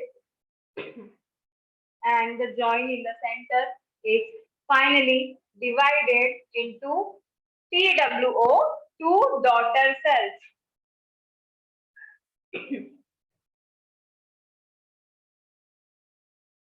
समझा? क्या लिखे? सबसे पहले डेफिनेशन साइटोकाइनेसिस क्या होता है. दूसरा, साइटोकाइनेसिस का जो डिवीजन है, it starts with the constriction at the centre. Correct? At the equator. Constriction equator पे स्टार्ट होगा, जो कि कैसे होगा? Gradually. Gradually construction is going to depend, जैसे जैसे टाइम पास होगा वो डीपेंड होते जाएगा एंड फाइनली आपके जो जॉइंट है सेंटर में it is going to ultimately break and divide the cell into two daughter cell. समझा? वही लिखा हमने। किसी को कुछ डाउट?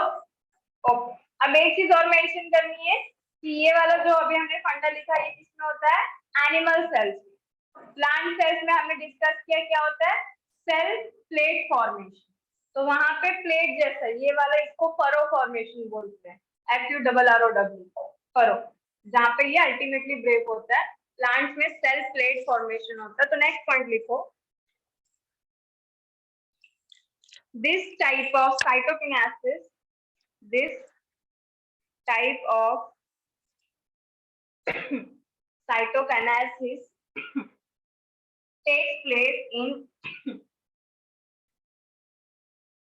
this type, मतलब पता है ना जो अभी हमने थोड़ी देर पहले ऊपर डिस्क्राइब किया, takes place in animal cells। Underline कर लो उसको, एनिमल सेल्स को, animal sales.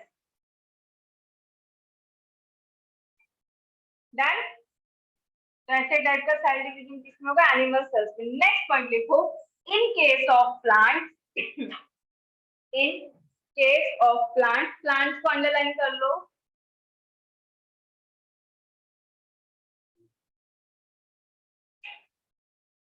This furrow, FURROW, furrow formation किसमें होगा? एनिमल सेल्स में। प्लांट्स में फरो मतलब ये अभी थोड़ी देर पहले मैंने बताया ना, ये जो ग्रेजुअली डीपेंड होता है ना स्ट्रक्चर और finally break into two, this is called as furrow formation. ठीक है? तो ऐसा मत सोचना हर बार तुमको ऑप्शन ऐसा नहीं आएगा कि ग्रेजुअली डिपेंड या अल्टीमेटली ब्रेक। तो फरो फॉर्मेशन बोला तो animal cells, cell plate formation बोला तो plant cell. Okay, so this furrow formation not form, plant cells में लिखना, in plant cells this furrow formation not form, and instead of this and instead of this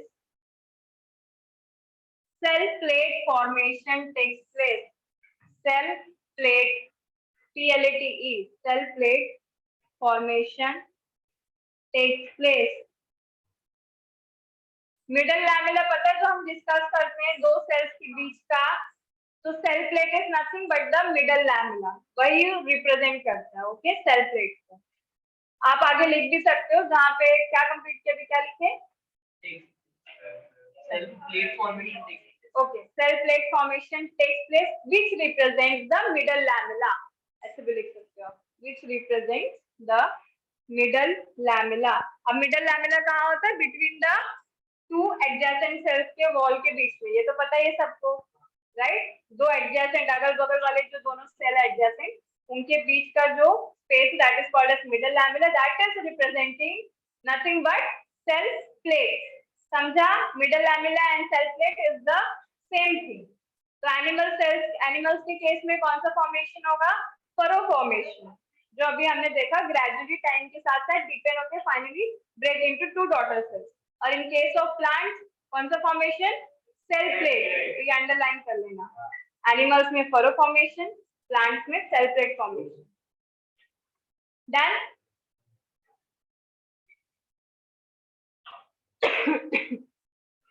cytokinesis में last point एक mention करो, last point, at the time of cytokinesis, at the time of cytokinesis, the organelles like organelles, ORGANELLES, organelles हमने discuss किया इसके पहले cell वाले उसमें chapter में, माइटोकॉन्ड्रिया, प्लास्टिड, क्लोरोप्लास्ट याद है, Golgi apparatus, endoplasmic reticulus, cell organelles. Okay, at the time of cytokinesis, organelles like mitochondria and plastids, plastic मत लिखना, प्लास्टिड, PLASTID पढ़ा था ना हमने लास्ट चैप्टर में। प्लास्टिड कलर के लिए याद है कुछ? पिगमेंट, क्लोरोफिल, और भी 2-3 ल्यूकोप्लास्ट, अमाइलोप्लास्ट, लाइयोप्लास्ट, क्रोमोप्लास्ट किया था ना। Cell organelles like mitochondria and plastic get distributed sorry get distributed between the two daughter cells. मतलब जब साइटोकिनेसिस होगा, सेल डिवीजन होगा, तो जो भी ऑर्गेनेल्स है वो प्रॉपर डिस्ट्रीब्यूट होगा दोनों सेल में. ओके, सो यहाँ तक हमारा हो गया अभी types of cell. Next is significance of mitosis. Heading the next, significance of mitosis. Significance of mitosis मतलब क्या? मतलब what is the importance of this mitosis. Mitosis का इम्पोर्टेंस क्या है, माइटोसिस की वजह से क्या क्या होता है. दिए सिग्निफिकेंस ऑफ माइटोसिस. फर्स्ट लिखो उसमें, with the help of mitosis, with the help of mitosis, the chromosome number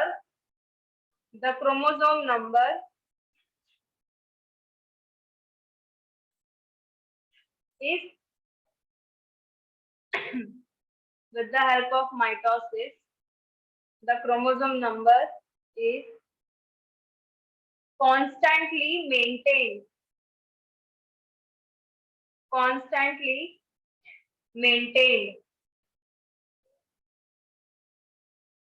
अब वो कैसे मेंटेन होगा कॉन्स्टेंटली? कॉन्स्टेंटली मतलब लगातार क्रोमोसोम नंबर क्या कर रहा है, वो इक्वल मेंटेन कर रहा है. कैसे? क्योंकि we know the another name for mitosis is nothing but equational division. तो अगर 2n है तो वो बाद में भी क्या होगा, इक्वल 2n. कांस्टेंट हुआ, n है, after division also it is n. Equal हुआ, कांस्टेंट हुआ, तो इस तरीके. समझा? नेक्स्ट लिखो significance. Next point, it ensures equal distribution of nuclear and cytoplasmic content. It ensures equal distribution of nuclear and cytoplasmic content between the daughter cells. जो नए 2 daughter cells बने हैं ना, उनके बीच में, between the daughter cells both quantitatively as well as qualitatively. मतलब जितनी भी चीजें डिवाइड होंगी, जब आपका डॉटर सेल्स बनते हैं, सेल डिवीजन हो रहा है, आपका एक सेल 2 सेल में फॉर्म हो रहा है, तो जितनी भी चीजें क्वांटिटी प्लस क्वालिटी. ऐसा नहीं है कि मतलब एक सेल है तो उसको सब अच्छा ज्यादा कंटेंट दे दिया, दूसरा सेल है तो उसको थोड़ा सा ही देंगे, ऐसा नहीं है. अब तुम्हारे भाई बहन मम्मी सबको इक्वल खाना देती है ना? नहीं, जो लाडला उसको ज्यादा खिलाती है, तुमको कम. यस, ओके, तो मतलब तुम नहीं हो. तो बेसिकली यहाँ पे क्या होगा, जब सेल डिवीजन हो रहा है, आपका क्या हो रहा है, सेल्स जो इक्वल फॉर्म में डिवाइड होंगे, राइट. तो जब दोनों डिवीजन हो रहा है सेल्स का, तो क्वांटिटी प्लस क्वालिटी हर एक चीज का, क्योंकि क्या क्या डिवाइड हो रहा है, न्यूक्लियस डिवाइड हो रहा है. न्यूक्लियस डिवाइड हो रहा है मतलब आपका डीएनए कंटेंट डिवाइड हो रहा है, करेक्ट. इसके अलावा ऑर्गेनेल्स देखा अभी हमने, माइटोकॉन्ड्रिया, प्लास्टिक. तो जितनी भी चीजें सब इक्वल, आधा इसके पास आधा इसके पास, और एज वेल एज क्वालिटी भी उतनी अच्छी. मतलब दोनों का इक्वल है. ऐसा नहीं तेरे पास सब अच्छा हर चीज इसको ज्यादा दे दिया, इसको 4C डीएनए दे दिया, इसको 1C या 2C दिया, ऐसा नहीं. Equal distribution. समझा? तो ये सिग्निफिकेंस है, ठीक है, याद रखना. माइटोसिस क्या क्या करता है? पहला, क्रोमोसोम नंबर कांस्टेंट मेंटेन रखता है. दूसरा, ये इंश्योर करता है कि दोनों को इक्वल ही मिले हर चीज, क्वालिटी प्लस क्वांटिटी दोनों. ओके, नेक्स्ट लिखो, अब वहाँ पे डीएनए वगैरह सब कुछ आ जाएगा, क्या क्या डिवीजन होगा वो तो पता ही है ना, माइटोकॉन्ड्रिया, न्यूक्लियस, डीएनए, सारी चीजें उसमें आ गई। नेक्स्ट सिग्निफिकेंस, आपका माइटोसिस कब काम आता है पहले मुझे बताओ, उसके बाद में लिखना। माइटोसिस कब होता है, व्हाट इज द सिग्निफिकेंस, काम क्या है? हमने कितने बार डिस्कस किया है कि जब गैमेट फॉर्मेशन होता है रिप्रोडक्शन के टाइम, तो मियोसिस तो सिर्फ एक ही बार होगा ड्यूरिंग द गैमेट फॉर्मेशन। अब बच्चा जब आपका gamete formation to end diploid हो गया, ठीक है, समझ लो this is your zygote, right. अब इसके बाद आफ्टर डिवीजन, यहाँ पे तो डिवीजन कंप्लीट हो गया, अब जाइगोट बन गया, जाइगोट के बाद में बेबी बनेगा, राइट। तो बेबी कैसे बनेगा, मियोसिस का काम तो खत्म हो गया ना गैमेट फॉर्मेशन में ही। तो इसके बाद अब तुम इतने थे तो इतनी ही हो क्या आज तक, घोड़े बन गए हो ना कितने बड़े। तो कैसे हुआ डेवलपमेंट, डेवलपमेंट के लिए ग्रोथ, ग्रोथ और डेवलपमेंट के लिए क्या चाहिए, क्या चाहिए, माइटोसिस, मेंटोस, मेंटोस सुनाई दे रहा, ओके। तो ग्रोथ और ग्रोथ और डेवलपमेंट के लिए क्या चाहिए, सेल्स चाहिए, नंबर ऑफ सेल्स बढ़ेगा तभी तो इंक्रीमेंट बढ़ेगा ना, साइज, बॉडी कैसे इंक्रीज होता है, नंबर ऑफ सेल्स। अब जैसे मैंने वो बर्निंग का एग्जांपल लिया था, तुम्हारा स्किन पूरा निकल गया, यहाँ पे नया स्किन चाहिए, तो वहां पे सेल्स चाहिए हमको, तो सेल्स अलग अलग आते हैं, आइडेंटिकल होते हैं, माइटोसिस। अब बेबी भी जब फॉर्म हो गया, उसका वहां पे क्या चाहिए, ग्रोथ चाहिए, डेवलपमेंट चाहिए, तो अलग अलग दिखेगा क्या, इधर रेड कलर का स्किन, इधर येलो स्किन, सब आइडेंटिकल ही होते हैं, एज इट इज होता है, बस उसका ग्रोथ होता है। तो differentiation and growth is also the significance of mitosis, क्योंकि एक बार जब आपका यहाँ पे गैमेट फॉर्मेशन के बाद मियोसिस का काम हो गया, उसके बाद सारा डेवलपमेंट में ये सब में आइडेंटिकल सेल्स चाहिए हमको, same same, for the development and growth purpose. So that is the significance of mitosis. Clear? Next one पे लिखो last वाला. Mitosis helps in growth and development of organisms. Growth and development of organisms. उसी के आगे लिखो. It also helps to replace. It also helps to replace old and worn out cells. WORN, worn out, OUT, out cells. Mitosis also helps. It also helps to replace old and worn out cells. WORN, worn out, OUT, out cells. Done? Okay. हो गया. इसके अलावा mitosis भी no कब होता है, during asexual reproduction के time पे आपका माइटोसिस होता है. अब असेक्सुअल रिप्रोडक्शन कब होता है, प्लांट्स में, करेक्ट. और उसके अलावा और क्या होता है, वेजिटेटिव रिप्रोडक्शन होता है प्लांट्स में, तो वहां पे भी माइटोसिस हेल्प करेगा, तो वहां पे भी उसका सिग्निफिकेंस है, राइट. तो everything we are not going to write, कुछ चीजें हमको समझ के वो भी करना है, क्योंकि वी नो वेजिटेटिव रिप्रोडक्शन या असेक्सुअल मतलब nothing but it is the same, identical he plant produce होने वाला, right. and we know the difference कि अगर identical ही हमको organism चाहिए या daughter चाहिए, तो वहां पे क्या होगा, mitosis. तो ultimately mitosis का significance क्या हो गया, vegetative reproduction and asexual reproduction of plants, उसमें भी उसका काम है, okay.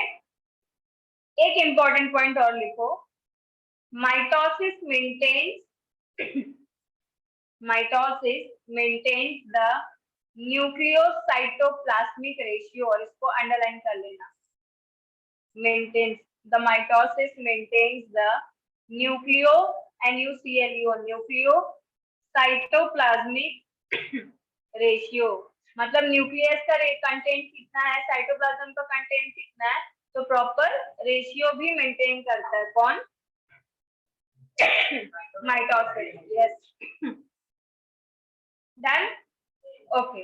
अब वी नो कि ये आइडेंटिकल ही डॉटर प्रोड्यूस करेगा, मतलब there is no variation, because एक ही सेम पेरेंट, ये सिंगल पेरेंट. अब असेक्सुअल में तो हम 2-4 पेरेंट को यूज करते हैं, even in sexual also we use only 2 parents, ऐसा तो है नहीं 3-4 कर रहे हैं, ठीक है.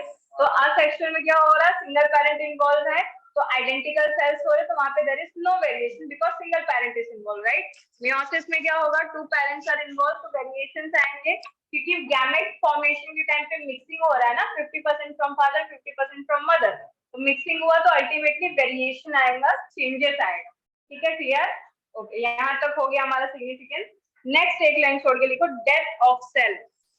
नहीं, डेथ ऑफ सेल मत लिखो, दूसरा नाम लिखो, नेक्रोसिस लिखो, नेक्रोसिस, NEC, नेक्रोसिस। सुना है इसके पहले कभी? क्लोरोसिस, नेक्रोसिस नहीं सुना?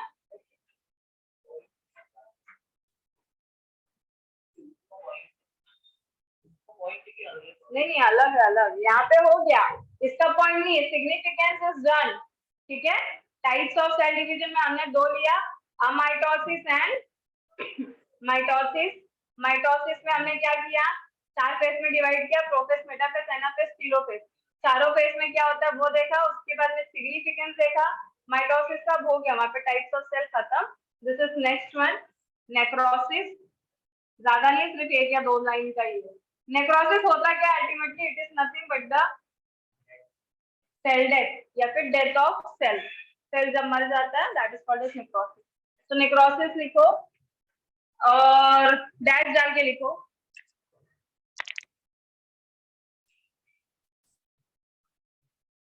The death of cell, the death of cell, sorry, because the death of cell because of an injury, INJURY, injury is called necrosis. Done? तो नेक्रोसिस मतलब death of cell due to injury. कोई भी चोट लगने की वजह से अगर डेथ हो रही that is called necrosis. Clear? किसी को कुछ डाउट यहाँ तक?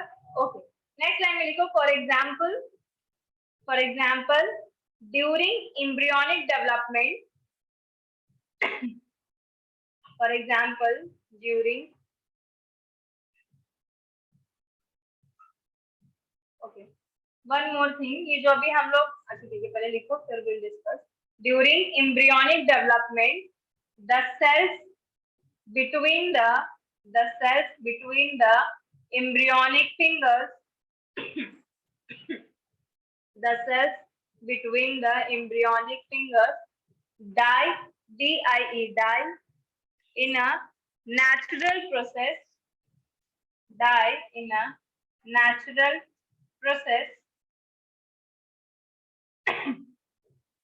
to give a definite shape to the fingers, to give a definite shape to the fingers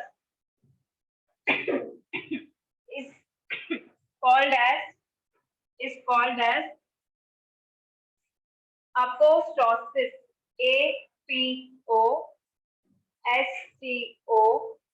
APOSTOSIS, apostosis, APO,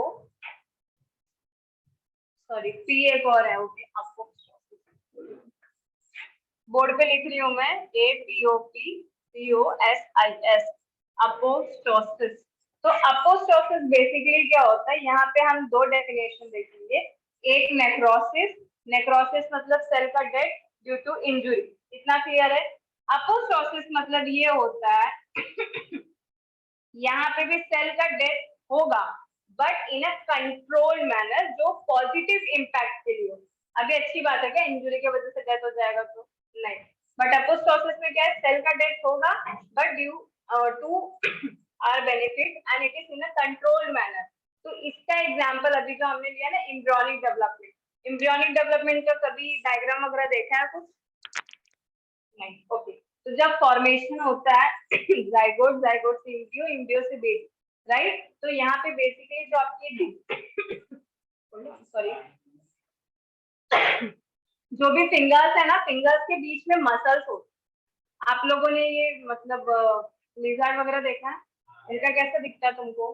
बीच में दिखता मसल, डिजिट प्रॉपर आपके सेपरेटेड नहीं होते, ठीक है। तो ये जब बेबी फॉर्मेशन होता है एम्ब्रियोनल स्टेज पे भी सेम, यहाँ पे क्या होते हैं, मसल्स होते हैं, तो दे आर इंटरकनेक्टेड 5 के 5, बट अभी है तुम्हारा वैसा एनिमल जैसा है, इंटरकनेक्टेड ऐसा नहीं।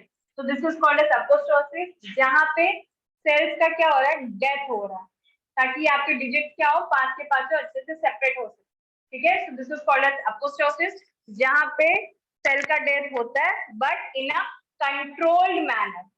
मतलब प्रॉपर कंट्रोल है ना कि इतना ही करना है, नहीं तो ऐसे करते करते सबका डेथ हो जाता तो तुम तो बिना डिजिट के रहते, राइट। तो it is in a control manner for, मतलब देखा जाए तो it is a good process, right. जो जो जिन चीजों का नीड नहीं है उनका डेथ हो रहा है इन अ कंट्रोल मैनर। क्लियर? तो दिस इज कॉल्ड अपोस्टोसिस। चाहिए तो इसको ऊपर लिख लो जैसे नेक्रोसिस का लिखा है, एरो वगैरह डाल के। तो दो डेफिनेशन देखा, नेक्रोसिस एंड अपोस्टोसिस। किसी को कुछ doubt? Okay, so necrosis is cell death due to injury, apostosis is cell death in a controlled manner for your betterment. Clear है?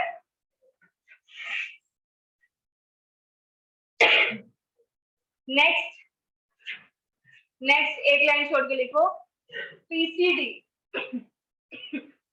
PCD, capital P, capital C, capital D. Bracket में लिखो, program cell death. Programmed, PROGRAMMED, programmed cell death.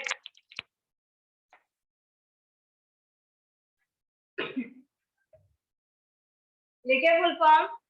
अब program मतलब क्या, आप कोई चीज set करते हो प्रॉपर कंट्रोल मैनर में करने के लिए, राइट। तो प्रोग्राम सेल डेथ का भी वही है, आगे लिखो पीसीडी में फुल फॉर्म जो लिखे। Here the cells, here the cells undergo cellular suicide, cellular CELLULAR, cellular मतलब सेल, सेलुलर सुसाइड। मतलब अल्टीमेटली देखा जाए तो ये भी क्या है, सेल डेथ ही है, राइट। सेलुलर सुसाइड मतलब क्या, सुसाइड मतलब डेथ, तो सेल का यहाँ पे क्या होगा, डेथ होगा। Okay, so here the sales undergo cellular suicide when they receive certain signals,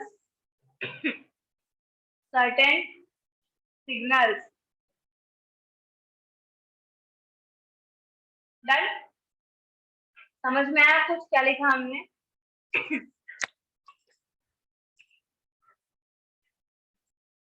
तो बेसिकली हमने टाइप्स ऑफ सेल डेथ देखे, जो कि कितने, 3। रिवीजन करा रहे हो सब लोग, पे अटेंशन।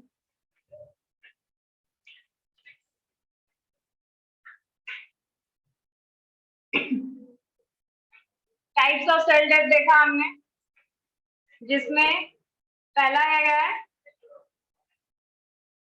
नेक्रोसिस, दूसरा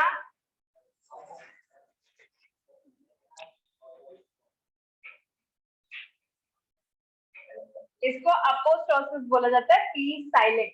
ओके, अपोस्टोसिस। नेक्स्ट तीसरा PCD। ओके, तो ये 3 टाइप के हमने सेल डेथ देखे। पहला आपका necrosis, this is nothing but death due to, सारे के सारे सेल डेथ ही है, सब में सेल ही मर रहा है, रीजन अलग है, डेथ ड्यू टू इंजुरी। अपोस्टोसिस में क्या देखा हमने, death in a controlled manner, जिसमें ओवरऑल बेनिफिट किसका हो रहा है, ऑर्गेनिज्म का। नेक्स्ट पीसीडी में क्या हो रहा है, डेथ हो रहा है सेल का, but when death is occur when it मतलब सेल, या फिर when cells receive signals, that's why it is program। program मतलब बिना सेट, आप प्रोग्राम सेट करते हो ना, तो it is in a defined way, defined manner. तो यहाँ पे क्या है, यहाँ पे सब प्रोग्राम ऑलरेडी सेट हुआ है, जैसे ही सिग्नल मिलेगा क्या होगा यहाँ पे, सेल का डेथ। समझा? 3 टाइप का हमने सेल डेथ देखा। पहला नेक्रोसिस, किसी इंजरी की वजह से डेथ हो गई। Apoptosis in a control manner, तो यहाँ पे ओवरऑल ऑर्गेनिज्म का बेनिफिट हो रहा है। पीसीडी, अगेन सेल का डेथ हो रहा है, बट जब उसको सिग्नल रिसीव होगा तब। ओके, क्लियर है ये? इज देयर एनी डाउट और डिफिकल्टी? चाहिए तो ऐसे कीवर्ड्स लिख सकते हो आप शॉर्ट में, एकदम छोटे में। Death due to injury, death in a control manner, death is occur when cells receive signal. This are the keywords, highlights. इतना इतना याद रखोगे बस। समझा? एम्ब्रियोनिक डेवलपमेंट वाला किसका एग्जांपल था? अपोप्टोसिस, क्योंकि वहां पे ओवरऑल ऑर्गेनिज्म का बेनिफिट हो रहा है ना, और कंट्रोल मैनर हो रहा है। ओके, हो गया यहाँ तक सबका? टाइप्स ऑफ सेल डिवीजन जो हमने चालू किया था, सबसे पहले माइटोसिस किया हमने, कार्योकिनेसिस साइटोकिनेसिस सिंपल वे में हुआ। दूसरा माइटोसिस लिया, जिसमें पहले कार्योकिनेसिस में 4 स्टेप देखे हमने, prophase, metaphase, anaphase, telophase, and then cytokinesis हमने देखा। फिर सिग्निफिकेंस लिया माइटोसिस का, टाइप ऑफ सेल डेथ देखा, 3 टाइप का होता है। फाइनली नाउ अभी थर्ड वाला part of types of cell, meiosis. समझा कुछ? टाइप्स ऑफ सेल में 3 थे। अमाइटोसिस किया हमने, माइटोसिस किया, फाइनली मियोसिस। थर्ड वाला मियोसिस ले लो।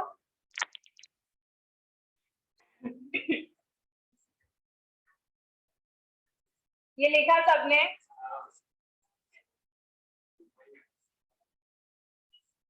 मियोसिस अगेन आपका 2 टाइप का होता है, मियोसिस 1, मियोसिस 2। पता है सबको?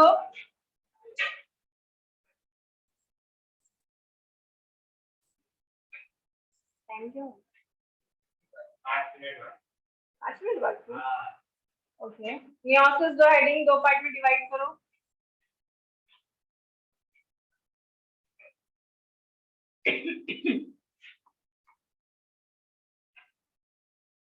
Meiosis 1, meiosis 2।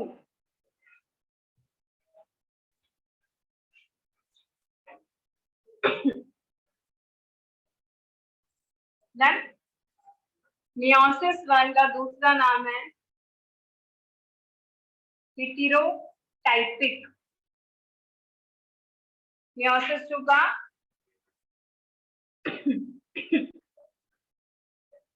होमोटाइपिक। अब इसका मतलब क्या? Hetero stands for what? Hetero मतलब क्या होता है, क्या पढ़ा है हमने? हेटेरो कहीं पे भी है मतलब क्या? होमो हेटेरो किया हुआ है ना ऑलरेडी। होमो मतलब क्या? अलीबाग से आए हो तुम लोग, कितने बार बता चुके हैं। होमो मतलब होता है सेम, होमोलोगस, कितने बार हो चुका है डिस्कशन। हेटेरो मतलब होता है डिफरेंट, टाइपिक मतलब टाइप। ओके, तो यहाँ पे meiosis is divided into 2 parts, meiosis 1, meiosis 2. meiosis 1 is also called as heterotypic। मतलब यहाँ पे जो भी डिवीजन होगा ना, वो बाद में तुमको अच्छे से समझेगा कि इसको हेटेरोटाइपिक क्यों बोलते हैं, जब हम आगे डिस्कस करेंगे नेक्स्ट। ठीक है, तो हेटेरो में डिफरेंट टाइप ऑफ डिवीजन होता है, यहाँ पे डिफरेंट सेल्स इन्वॉल्व होते हैं। ठीक है, 2 अलग टाइप के सेल्स इन्वॉल्व होते हैं। होमो मतलब सेम, एक ही सेल में डिवीजन होगा, दैट्स व्हाई इट इज होमोटाइप। ठीक है, कुछ पॉइंट लिखेंगे। चलो मियोसिस 1 में लिखो, टाइम है ना 5 मिनट, लेक्चर चल रहा है। चलो हाँ ठीक है, लिखो, 1-2 पॉइंट लिख सकते हो। मियोसिस 1 में ये लिखे, दूसरा नाम होमोटाइपिक, हेटेरोटाइपिक, नीचे मेंशन किए डिफरेंट टाइप्स इन। ओके, चलो अभी फर्स्ट में लिखो मियोसिस 1 में। First point, diploid cell, diploid cell is divided into 2 haploid cells.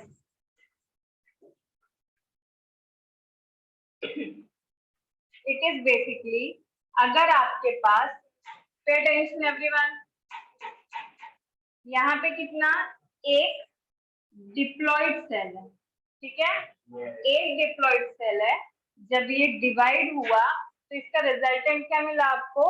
2 haploid cells. समझा? एक डिप्लॉइड है, डिवीजन हुआ तो 2 हैप्लॉइड सेल्स मिले। कौन सा डिवीजन हुआ? माइटोसिस हुआ है, मियोसिस 1 और यू कैन से फर्स्ट मियोसिस। ठीक है, एक डिप्लॉइड से 2 हैप्लॉइड। समझा? इसके आगे और समझेगा कॉन्सेप्ट। नेक्स्ट पॉइंट लिखो मियोसिस 1 में, द क्रोमोसोम नंबर दिख रहा है सबको? डॉटर सेल्स में हाफ हुआ है ना, पहले डिप्लॉइड था बाद में हैप्लॉइड हुआ, तो क्रोमोसोम नंबर क्या हुआ? Is reduced to half. वही लिखो, the chromosome number is reduced to half to the या फिर in daughter cells.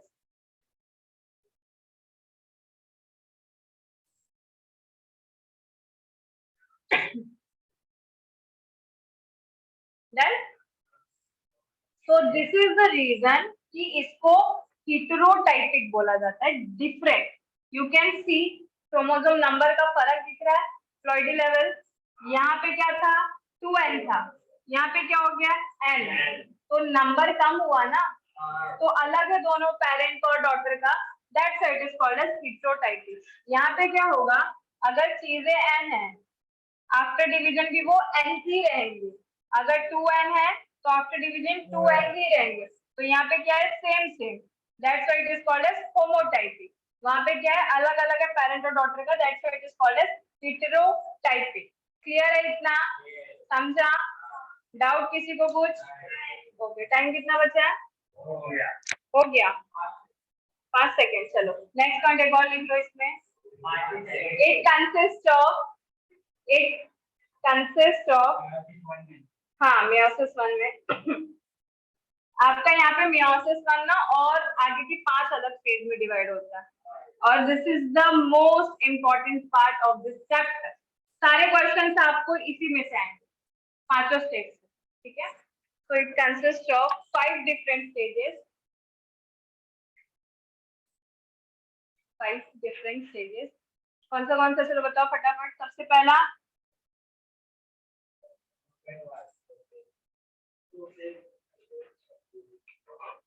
Profess 1, then क्या? ओके, उसके बाद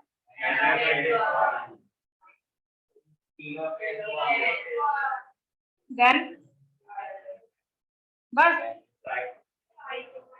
साइटोकिनेसिस, सेल डिवीजन, उसको हम बाद में लेंगे। Okay, pay attention everyone. Prophase 1, metaphase 1, anaphase, telophase 1, 4 phase है। Now your prophase 1 is further divided into 5 different phases. समझा? ये 3 में आपको कुछ नहीं पढ़ना, जो भी पढ़ना है ना सभी प्रोफेस 1 के जो 5 डिवीजन है, दैट इज वेरी इंपॉर्टेंट, जो कि हम नेक्स्ट लेक्चर में करेंगे। ठीक है, so we are done for today.